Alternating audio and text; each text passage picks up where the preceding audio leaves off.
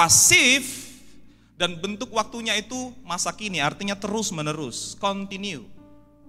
Pembaharuan roh dan pikiran itu harus terus menerus, dan pembaharuan itu sifatnya pasif, Bapak Ibu Saudara. Pasif maksudnya apa, Pak? Maksudnya adalah pikiran kita ini, pemahaman kita, nalar kita ini harus kita biarkan. Kita izinkan Roh Kudus mengembangkan pikiran Kristus di dalam pikiran kita.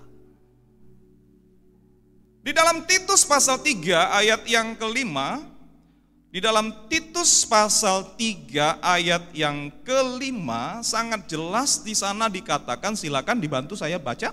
Firman, pada waktu itu Dia telah menyelamatkan kita, bukan karena perbuatan baik yang telah kita lakukan, tetapi karena rahmat-Nya oleh permandian kelahiran kembali, ya, dan oleh pembaharuan yang dikerjakan oleh Roh Kudus. Oleh pembaharuan yang dikerjakan oleh Roh Kudus.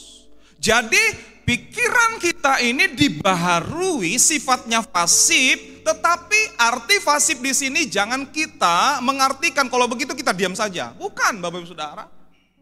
Sekalipun bentuknya pasif, tetapi bagian dari kita ada, yaitu mengizinkan. Katakan amin. Kita harus mengizinkan, kita harus membiarkan. Kita harus merelakan pikiran kita ini disesuaikan dengan pikirannya Tuhan. Amin.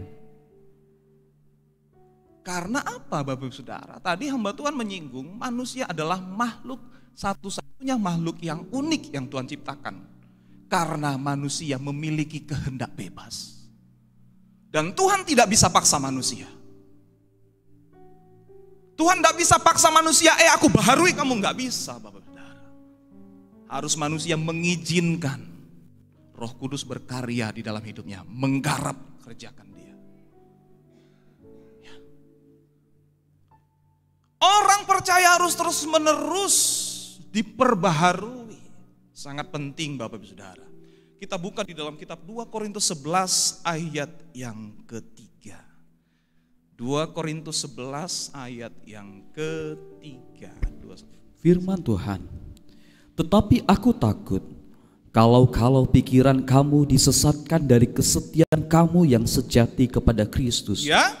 Sama seperti Hawa diperdayakan oleh ular itu dengan kelicikannya. Perlunya pikiran orang percaya ini terus menerus diperbaharui karena apa, Bapak Ibu Saudara? Harus disesuaikan terus menerus dengan pikiran Kristus karena orang percaya juga memiliki potensi untuk dibelokkan iblis, Bapak Ibu Saudara. Disesatkan iblis. Saya pernah sampaikan tentang kisah Adam dan Hawa.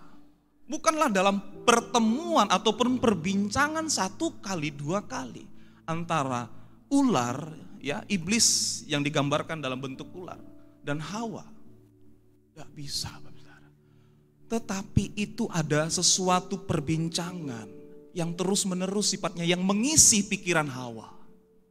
Pikiran Hawa diisi oleh kebenaran yang diputarbalikkan oleh iblis yang digambarkan dengan ular di sana.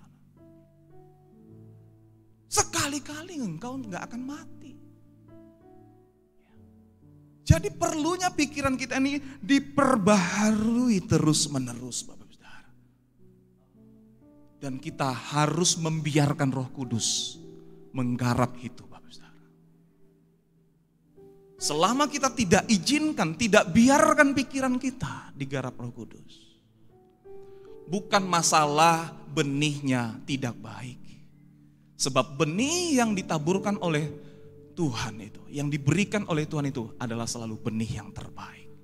Tetapi masalahnya terletak kondisi tanah ataupun kondisi hati manusia. Yang digambarkan ada 4 bentuk kondisi hati manusia. Ya, dalam Matius pasal yang ke-13. Bukan masalah benih, tapi masalah tanah yang mau menerima benih. Jadi kita harus izinkan, Bapak Saudara. Kita harus allow, biarkan Roh Kudus bekerja. Ya. Di dalam 1 Petrus pasal pertama ayat yang ke-13. firman Tuhan. Sebab